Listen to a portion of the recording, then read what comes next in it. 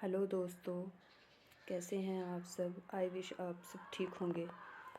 देखिए, हम आज आपके लिए क्वेश्चन पेपर लेके आए हैं। जैसा कि आप सभी जानते हैं कि अब यूपी बोर्ड के एग्ज़ाम आने वाले हैं। यूपी बोर्ड हो या फिर सीबीएसई बोर्ड हो, सभी के एग्ज़ाम होने वाले हैं। 10th और 12th क्लास के सबके एग्ज़ाम आने वाले हैं। तो इसी पर्पज़ से गाइज स्टूडेंट्स को थोड़ा सा डर है माइंड में, क्योंकि वो पहली बार बोर्ड को फेस करेंगे। तो उन्हें डर है कि कहीं पता नहीं कैसा पेपर आएगा, कैसे उसमें लिखना होता है, कैसे इतना सारा याद करेंगे सब कुछ। मतलब उन्हें थोड़ा गाइड करने वाला कोई होता नहीं है। बच्चों को अगर पहले से पेपर पता हो कि इस तरीके का पेपर आता है, एक दो पेपर उन्होंने सोल्व करके देखा हो, तो फिर उन्हें वो डर नहीं रहेगा। सोल्व करने के बाद वो इतना ज़्यादा डर या हेजिटेशन उनके अंदर नहीं रहेगी। उन्हें खुद पे एक कॉन्फिडेंस सा होगा कि हाँ है, बिल्कुल भी परेशान नहीं होना है। इजी तरीका हम आपको बताएंगे, ठीक है। तो आप देखिए, ये जो आपका पेपर है, बोर्ड में ऐसा पेपर आएगा। सबसे पहले आपका अनुक्रमांक है, उसके नीचे नाम है लेफ्ट साइड में। इधर आपको बताया गया मुद्रित पृष्ठों की संख्या 11+2, यानी 11 तो पेजेस हैं, और +2 जो दो और पेजेस है उसमें वो मानचित्र वाले हैं, ठीक है। तो 13 पेज का आपका काफ़ी ज़्यादा मतलब लेंथी पेपर है, लेकिन डरना नहीं है बिल्कुल भी। 2024 का सामाजिक विज्ञान है। 3 घंटे और 15 मिनट आपका टाइम है। आपके मार्क्स जो है वो 70 है। अब इसमें सबसे पहले पेपर में जो है आपके वो सामान्य निर्देश आता है, यानी पहले आपको देख लेना है कि पेपर को कैसे सोल्व करते चलना है। इन्होंने भी आपको बता दिया है। तो इसमें सबसे पहले पढ़ लेना चाहिए बच्चों को थोड़ा पहले के प्रारंभ के 15 मिनट जो है परीक्षार्थी को पेपर पढ़ने के लिए दिए जाएंगे। सारे प्रश्न ज़रूरी करने हैं। यह प्रश्न 2 खंडों में होंगे, आ और बा में। खंड आ में 20 अंक के 20 बहुविकल्पीय प्रश्न हैं जो टिक मार वाले हैं। उनका उत्तर ओएमआर शीट पर दिया जाना है। यानी आपके पास एक ओएमआर, आपको 3 चीज़ें पेपर में दी जाएंगी। सबसे पहले आपके पास पेपर होगा, उसके बाद एक ओएमआर शीट होगी जिसमें ये 20 बहुविकल्पीय जो प्रश्न हैं उनका गोला भरना है आपको। जैसे फर्स्ट प्रश्न है मान लो आपका, और उसमें मैं दिखा देती हूँ आपको। जैसा कि ये है, निम्नलिखित में से किसने एक गुप्त संगठन या इटली बनाया था।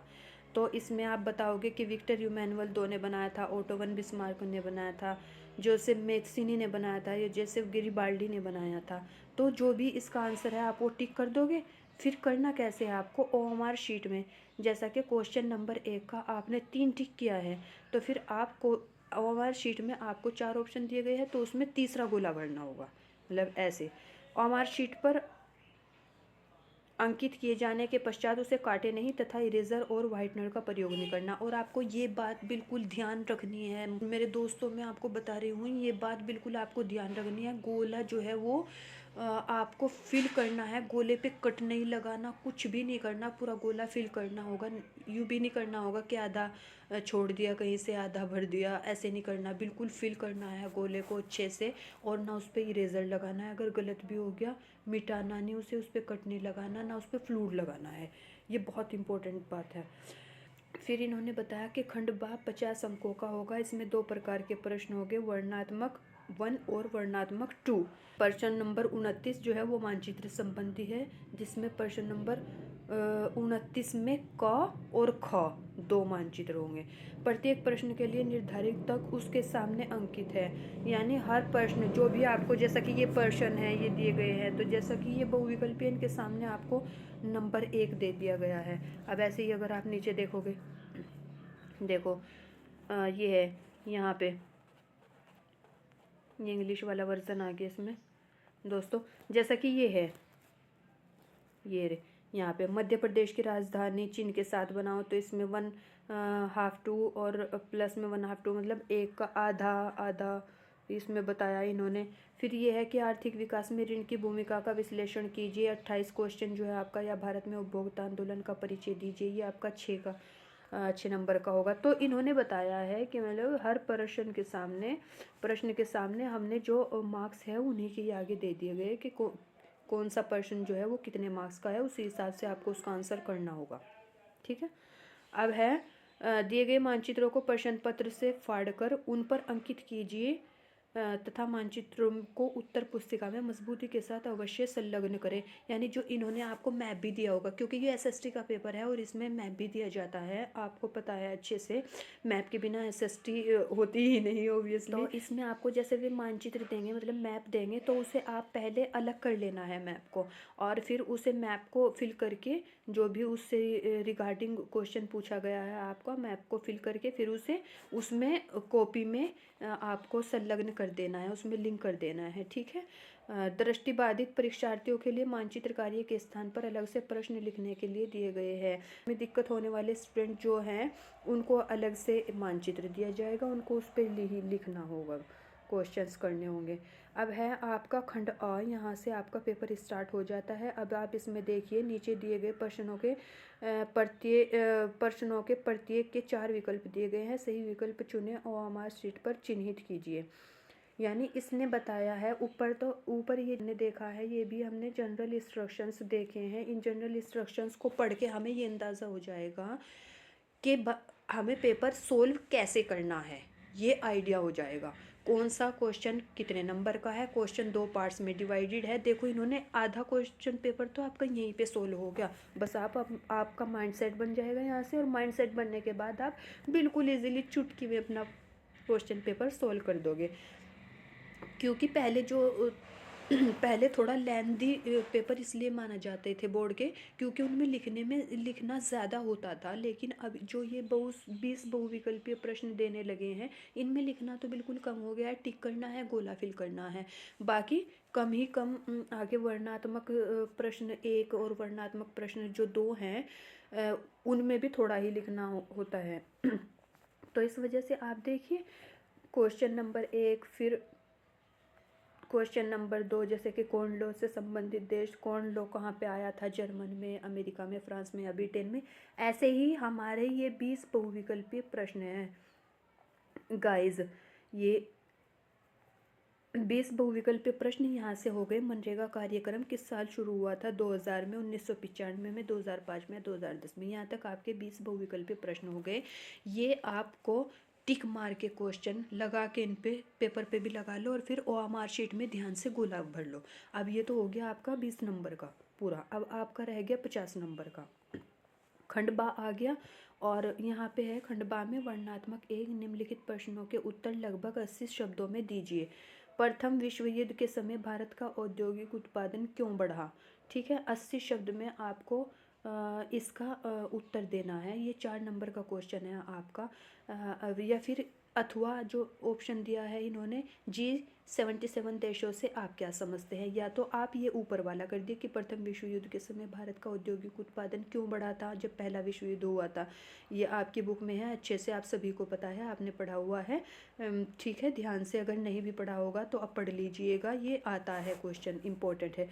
या फिर G77 देशों से आप क्या समझते हैं? ठीक है, में ऐसे ही क्वेश्चन होते हैं जो इम्पोर्टेंट होते हैं, जो रिपीट करता रहता है बोर्ड। ठीक है, तो मैं तो कहूँगी आपको कि आपको ना जो रिपीटेड क्वेश्चन होते हैं, आपके पास मॉडल पेपर है 2024, आपको बता दिया गया है मॉडल पेपर में ही ये आइडिया दे दिया जाता है कि ये क्वेश्चन जो है वो कौन से साल में आया है। तो आपको जो रिपीटेड क्वेश्चंस होते हैं उनको ज़रूर ध्यान से पढ़ना है, उनको ज़रूर याद कर लेना है। गाइस, अगर आप पूरा भी याद नहीं करते तो आप अगर उनकी हेडिंग्स याद कर लेंगे ना, और बीच में खुद से बना के लिख दोगे आप, तब भी आपको दिक्कत नहीं होगी, आपको पूरे के पूरे मार्क्स मिलेंगे गाइस। और मैं तो आपको यही कहूँगी कि जो रिपीटेड क्वेश्चन होते हैं ना, उनको तो आप ज़रूर याद करें गाइस। लॉन्ग क्वेश्चन तो एटलीस्ट एक चैप्टर से ज़रूर याद करें आप, ज़रूर। क्योंकि अगर आपके एक लॉन्ग क्वेश्चन हर चैप्टर का जो रिपीटेड क्वेश्चन है, बार बार आ रहा है, हर साल आ रहा है, जिसे बोर्ड दे रहा है हर साल, अगर आपके वो लॉन्ग क्वेश्चन याद है तो आप उसमें से शॉर्ट्स क्वेश्चन भी बना लोगे। और फिर लॉन्ग अगर आ जाए तो लॉन्ग तो आपकी याद है ही, और अगर वेरी शॉर्ट आ गया, जैसा कि उसी क्वेश्चंस में से अगर एक मतलब ये बहुविकल्पी प्रश्न भी बन जाएगा, शॉर्ट भी बन जाएगा, वेरी शॉर्ट भी बन जाएगा, और फिर मतलब लॉन्ग भी बन जाएगा। तो अगर आपका एक लॉन्ग क्वेश्चन याद है ना, जो रिपीटेड क्वेश्चन है, तो उससे आप सारे क्वेश्चन कर लोगे। लेकिन अगर आपके लॉन्ग क्वेश्चन याद नहीं है और फिर आपने शॉर्ट कर लिया, तो देखो गाइज आप उससे शॉर्ट या वेरी शॉर्ट या फिर लॉन्ग क्वेश्चन नहीं बना पाओगे। ठीक है, आप उससे बस टिक मार वाला ही कर पाओगे अगर आपने वो याद किया तो। बहुत जोर दे के कहूँगी कि मतलब आपको ना लॉन्ग क्वेश्चन ज़रूर हर चैप्टर से एक ज़रूर याद कर लेना चाहिए, उससे आप सारे क्वेश्चन कर लोगे सॉल्व।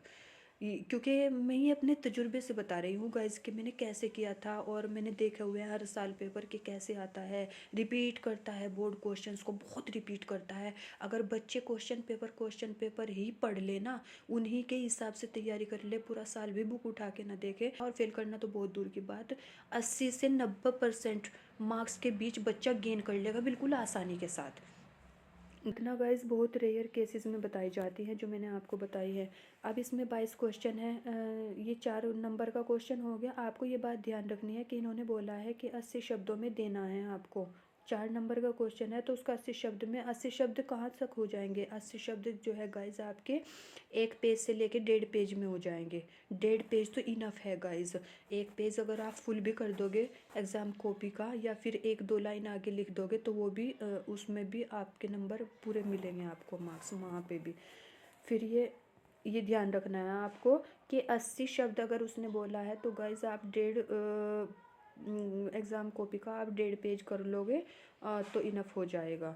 ठीक है, ये बात ध्यान रखनी है। बच्चों को ये तक नहीं पता होगा कि 80 शब्द कहाँ होंगे, 40 से 50 शब्द कहाँ होंगे। अगर उसने 40 से 50 बोला है क्वेश्चन पेपर में कि 40 से 50 शब्दों के बीच में या 50 शब्दों के बीच में इसका आंसर कीजिए, तो गाइज आप एग्ज़ाम कॉपी का 1 पेज कर देना। और अगर इसने 80 शब्द बोला है तो एग्ज़ाम कॉपी का आप 1.5 पेज अब है इसमें 22 क्वेश्चन। लोकतंत्र शासन की अन्य व्यवस्थाओं से बेहतर है, स्पष्ट कीजिए। यानी लोकतंत्र जो होता है, जैसा कि वहाँ पे जनता वोट करती है, वो आपका लोकतंत्र होता है, आपने पढ़ा होगा गाइज, है ना। तो मतलब वो दूसरी ज़्यादा गवर्नमेंट से, जहाँ पे जनता का वोट भी नहीं डलता, बस एक राजा आया फिर उसके ही वंश का दूसरा राजा आ गया, उससे कैसे बेहतर है ये आपको बताना है। इसी में ही इन्होंने फिर अथवा का ऑप्शन दे के नीचे बोला है कि लोकतंत्र किस प्रकार उत्तरदायी, जिम्मेदार और वैध सरकार का गठन करता है। ये लोकतंत्र से क्वेश्चन आ गया और हर बार रिपीट होता है गाइज। मैं आपको बताऊं, अगर लोकतंत्र का क्वेश्चन आता ही है एग्ज़ाम में, कोई भी नहीं हटा सकता उसे, हर साल आता है। 1 से 3 क्वेश्चन तो आ जाएंगे बट लोकतंत्र का लेकिन आएगा ज़रूर, ये नहीं होता कि आता नहीं। एक ये हो गया आपका। और इसकी बोर्ड के एग्ज़ाम की सबसे अच्छी बात यह है कि क्वेश्चन तो आपको सारे करने हैं। चलो वहाँ पे तो आपको थोड़ा लगेगा कि यार सारे ही क्वेश्चन करने हैं, बट इसकी सबसे अच्छी बात यह है कि ये ना हर क्वेश्चन में बीच में ऑप्शन दे देते हैं आपको कि या तो ये कर दीजिए या फिर ये कर दीजिए, जो आंसर याद हो आपको वो वाला कर दीजिए जो ईजी लगे। अब क्वेश्चन नंबर 3 भी ऐसे ही है। वैश्वीकरण से आप क्या समझते हैं, भारतीय उद्योगों पर इसके प्रभाव का उल्लेख कीजिए। या तो ये कर दीजिए या फिर आप ये भारत में रेल परिवहन के विकास पर प्रकाश डालिए। ठीक है, या ये कर दीजिए फिर। और ये भी मतलब 2+2 बोला है ना इसने, तो ये भी 4 ही है। और फिर इसमें नीचे 4 ही दे दिया है इन्होंने, 4 का ही है, सी वर्ड्स में ही करना है। 24 में है मर्दापरदन को रोकने के कोई 2 उपाय लिखिए। ये तो बिल्कुल ही ईजी है गाइज। 2 उपाय तो मतलब एक उपाय लिखोगे आप, उस पर आपको 2 नंबर मिलेंगे, दूसरा उपाय लिखोगे उस पर 2 नंबर मिलेंगे, 4 हो जाएंगे आपके। चतुर्थक क्षेत्रक यानी क्षेत्रकों से अन्य क्षेत्रकों से कैसे अलग है, 2 उदाहरणों सहित इसकी व्याख्या कीजिए। गाइज ये ना सारे क्वेश्चन आपकी बुक में से ही हैं। अगर आप कहोगे ना कि मैम क्वेश्चन पेपर हमें सोल्व करवा दीजिए, क्योंकि हर साल रिपीट होते हैं क्वेश्चन, तो हो सकता है कि इस क्वेश्चन पेपर में से भी 3 4 या 5 क्वेश्चन या इससे भी ज़्यादा क्वेश्चन आपके हाथ लग जाए। ऐसा भी हो सकता है और ऐसा भी हो सकता है कि 2 से 3 क्वेश्चन जो लॉन्ग है वही आपके हाथ लगे, तो फिर उसमें से आपके शॉर्ट भी बन जाएंगे। और अगर आप बोलोगे ना गाइस तो कमेंट करना और बताना, आपके कमेंट के ऊपर निर्भर होगा कि आपको मतलब ये क्वेश्चन पेपर सोल्व करवाना है या नहीं करवाना है। जो जितना ज़्यादा आप कमेंट करोगे गाइस हमें उतना हम आपके लिए अच्छे से फिर वीडियो लेके आ जाएंगे नेक्स्ट। ऐसे ही ये मिट्टी वाला हो गया कि मिट्टी मृदा अपरदन में आपकी बुक में है कि मिट्टी को रोकने के, मिट्टी का जो कटाव होता है ना, तो उसे कैसे रोका जा सकता है, 2 उपाय बताए नहीं। ऐसे ही चतुर्थक क्षेत्रक जो होता है, ये ना हमारे गाइस जितनी भी एक्टिविटीज़ हैं उन्हें 4 भागों में बांट दिया जाता है। तो इसने पहला भाग, दूसरा भाग, तीसरा, चौथा, तो इसने चतुर्थ क्षेत्रक यानी चौथा क्षेत्र जो होता है जो देश की एक्टिविटी का, वो दूसरे पहले 3 क्षेत्रों से कैसे अलग है, या फिर मुझे बोलोगे कि मैम आप बता दीजिए तो मैं बता दूँगी, ठीक है। अब वर्णनात्मक 2 में है आपका ये तो वर्णनात्मक ए, ठीक है गाइज़, क्योंकि ये 4-4 नंबर के क्वेश्चन थे और इन्हें 80 वर्ड्स में आपको इनके आंसर देने थे। अब वर्णनात्मक 2 आ गए, यानी इसमें आपको और ज़्यादा लिखना है, थोड़ा और ज़्यादा। वर्णनात्मक ए वाले तो थोड़ा कम लिखने वाले थे, लेकिन ये वर्णनात्मक 2 में थोड़ा सा आपको गाइस और ज़्यादा लिखना है। अब इसमें पहला क्वेश्चन है, इन्होंने क्लियरली बोल दिया है, देखो कि निम्नलिखित प्रश्नों के उत्तर लगभग 150 शब्दों में दीजिए। तो आपको ये वर्णनात्मक 2 वाले क्वेश्चन 150 शब्दों में इनका उत्तर देना है। वर्णनात्मक 1 वाले जो क्वेश्चन थे ये आपके ऊपर, ठीक है, इनका आपको उत्तर 80 शब्दों में देना था। वो 4-4 नंबर के थे, ये 6-6 नंबर के हैं। इसमें पहला ही क्वेश्चन है, सत्याग्रह का क्या अभिप्राय है। ये आपका इतिहास से क्वेश्चन है। दोस्त, सत्याग्रह के संबंध में महात्मा गांधी के क्या विचार थे, ठीक है। इन्होंने एक ही क्वेश्चन में आपके 2 क्वेश्चन कर लिए। सत्याग्रह से क्या अभिप्राय है, अगर आप सत्याग्रह को डिफाइन कर दोगे कि कैसा आंदोलन था जो महात्मा गांधी जी ने चलाया था, तो इसके 2 नंबर आपको। और सत्याग्रह के संबंध में महात्मा गांधी के क्या विचार थे, क्यों उन्होंने चलाया था, लेके क्या क्या एक्टिविटीज़ की थी, इसके ऊपर आपको गाइस 4 नंबर मिलेंगे। अब इसमें ही अथवा करके इन्होंने या तो ये कर दीजिए आप, या फिर अगर ये टफ लग रहा है आपको तो नीचे वाला, भारत में राष्ट्रवाद के उदय के प्रमुख कारणों की व्याख्या कीजिए। यानी भारत में जो है वो आपका राष्ट्रवाद कैसे आया था, ठीक है। या फिर ये कर दीजिए, ये 6 नंबर का है, ये भी 6 नंबर का है। अब ऐसे ही नीचे है, भारत के संघीय शासन व्यवस्था की विशिष्टताओं का वर्णन कीजिए। ये आपका ऊपर वाला गाइज इतिहास का क्वेश्चन है। और मैं बताऊं तो ये गाइस 26 क्वेश्चन नंबर जो है वो आपका पॉलिटी से आता है, ठीक है, नागरिक शास्त्र से आता है। इस क्वेश्चन में इन्होंने बोला है कि भारत की संघीय शासन व्यवस्था की विशिष्टताओं का वर्णन कीजिए। संघीय शासन व्यवस्था गाइस अगर आपको पता हो तो इसमें ये होता है, जैसा कि हमारी गवर्नमेंट है, ऊपर सेंट्रल में एक गवर्नमेंट है, फिर नीचे स्टेट की अलग गवर्नमेंट है, वो सेंटर के अंडर आती है। फिर स्टेट से भी नीचे एक जो पंचायत वाले जो इलेक्शंस होते हैं हमारे, नगर पालिका नगर निगम वाले जो होते हैं, वो स्टेट के नीचे आती है, वो तीसरे नंबर की गवर्नमेंट है। तो ये 3 तरह की जो गवर्नमेंट है हमारे देश में, तो इसको ही क्या संघीय शासन व्यवस्था बोला गया है गाइज। और इसकी विशिष्टताओं का, यानी इसकी क्या खासियतें हैं, इनका आपको वर्णन करना है, ठीक है। ये 6 नंबर का है। या फिर ये नहीं आता आपको गाइज, तो भारत एक पंथ निरपेक्ष देश है, किन्हीं 3 प्रावधानों के आधार पर स्पष्ट कीजिए। 3 ऐसी बातें बताइए, 3 ऐसे तथ्य प्रकट कीजिए आप अपने एग्ज़ाम में, कि ये पता चल जाए कि भारत जो है एक धर्मनिरपेक्ष देश है। धर्मनिरपेक्ष का मतलब गाइज आपको पता है, सॉरी, पंथ निरपेक्ष है। ये इसको आप धर्मनिरपेक्ष भी बोल सकते हैं और पंथ निरपेक्ष भी। इसका मतलब होता है गाइज कि गवर्नमेंट जो होती है हमारी भारत की, वो किसी भी धर्म को फॉलो नहीं करती, ठीक है, न किसी भी धर्म को वो प्रमोट करती है, किसी भी धर्म को ना प्रमोट करती ना फॉलो करती। यही आपका धर्मनिरपेक्ष या पंथ निरपेक्ष कहलाता है गाइस। या फिर आप ये क्वेश्चन कर दीजिए, दोनों आपके पॉलिटी से क्वेश्चंस हैं गाइस। अब फिर है 27 क्वेश्चन, भारतीय वनों के आर्थिक महत्व को स्पष्ट कीजिए। गाइस ये आपका ज्योग्राफी से क्वेश्चन है, वनों के क्या महत्व होते हैं, वनों की क्या इंपॉर्टेंस होती है, आपको नहीं पता क्या गाइस। कितना इजी क्वेश्चन है ना। ये भी 6 नंबर का है, या तो ये करिए आप। या फिर भारत में खनिज तेल यानी पेट्रोलियम के उत्पादन एवं वितरण का वर्णन कीजिए। ये भी आपका ज्योग्राफी से ही क्वेश्चन है।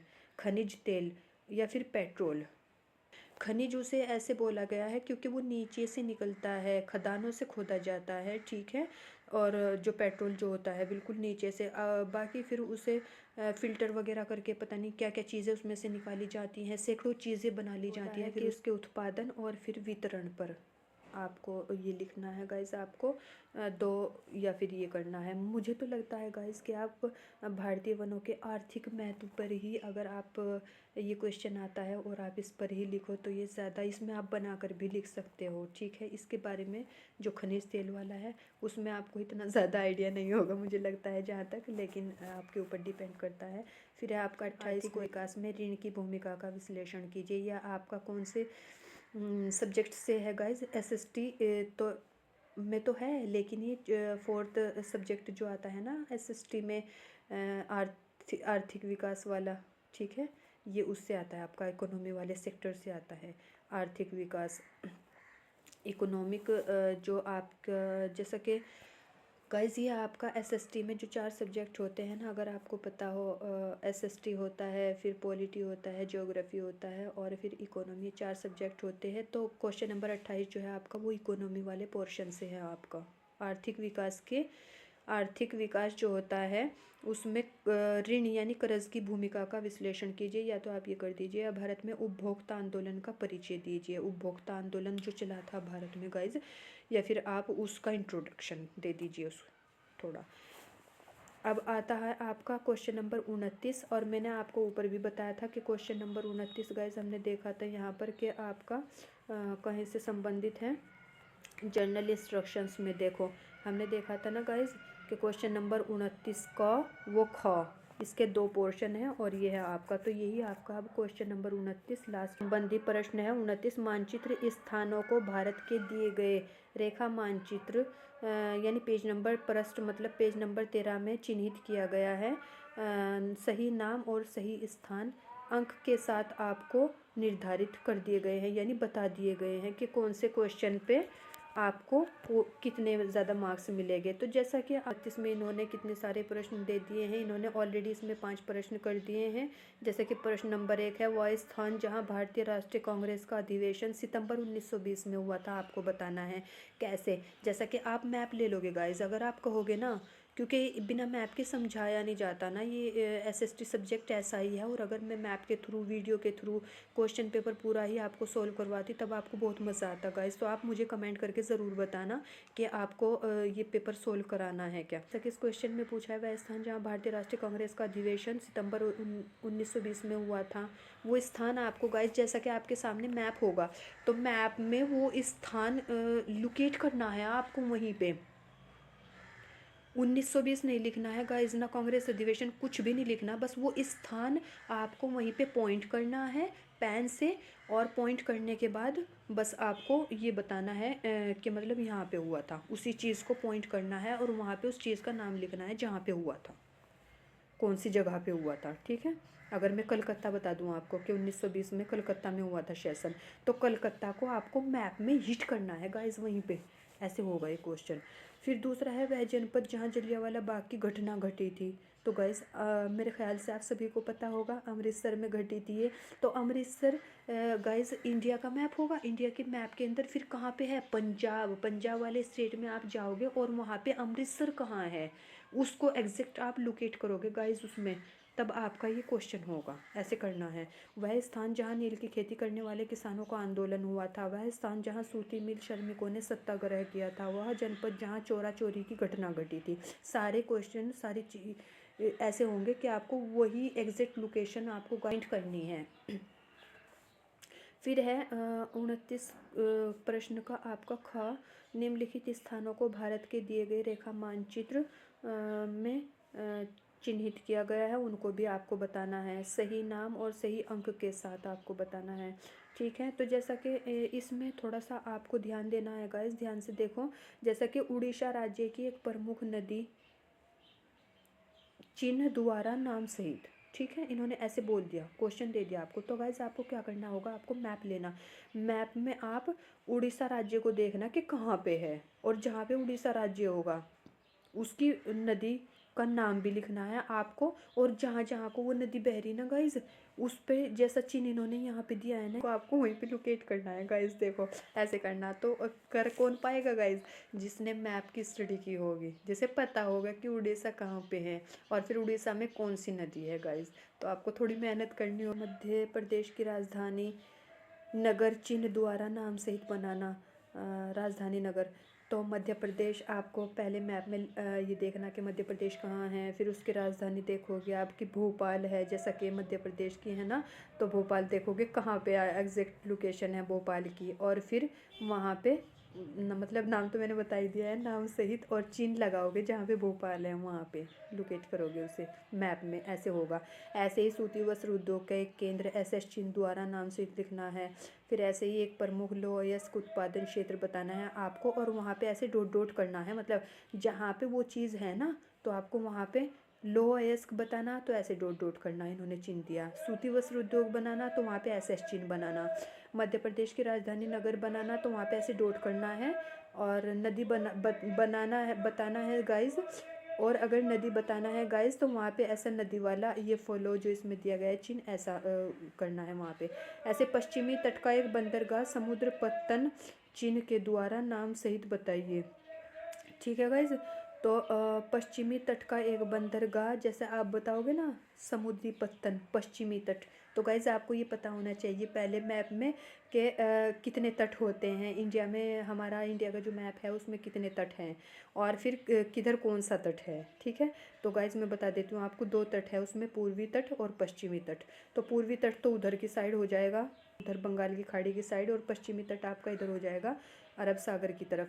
तो आपको अरब सागर की तरफ वाला यानी पश्चिमी तट वाला जो बंदरगाह है उस पे ऐसे चिन्ह बना के उसका नाम लिखना है किसी एक बंदरगाह का। कितने सारे हैं। ठीक है गाइज, मुझे तो पता है और अच्छी बात है, अगर आपको भी पता हो तो आप कर दोगे। ठीक है गाइज, लेकिन अब आता है ये नीचे जो पेपर है, और केवल दृष्टिबाधित परीक्षार्थियों के लिए प्रश्न संख्या 29 क के मानचित्र कार्य के विकल्प स्वरूप, ये नहीं आपको पोर्शन करना गाइज। गाइस ये पोर्शन आपको नहीं करना, ये ध्यान देना है आपको। आपके लिए ये ऊपर वाला था। ठीक है, ये पोर्शन 29 का और खा एकदम से आपके लिए, जैसा कि पेपर आप ऊपर से सोल्व करते हुए आ रहे हैं, पहले आपने बहुविकल्पी करे। ठीक है गाइज, उसके बाद आपने वर्णात्मक 1 जो 80 शब्दों में करना था, उसके बाद में आपको वर्णात्मक 2 जो आपको 150 शब्दों में करने थे। और गाइज एक बात और ध्यान देनी है आपको पेपर में, क्या, जैसा कि वर्णात्मक ए में कितने क्वेश्चन हैं देखो, 21, 22, 23, 24, 4 प्रश्न आपके वर्णात्मक में हो गए और वर्णात्मक 1 में हो गए, यानी जिनका 80 शब्दों में आपको उत्तर देना है। और गाइज 25, 26, 27 और 28 ये 4 ही क्वेश्चन आपके वर्णात्मक 2 में हो गए, जिनका जवाब आपको 150 शब्दों में देना है। तो 4 क्वेश्चन है गाइज, कोई ज़्यादा क्वेश्चन नहीं है, 8 ही क्वेश्चन है देखो, और उनमें भी आपको ऑप्शन दे दिए गए हैं। बिल्कुल निराश नहीं होना, ना ये सोचना कि इतना हार्ड पेपर आता है, इतना टफ पेपर आता है, कैसे करेंगे।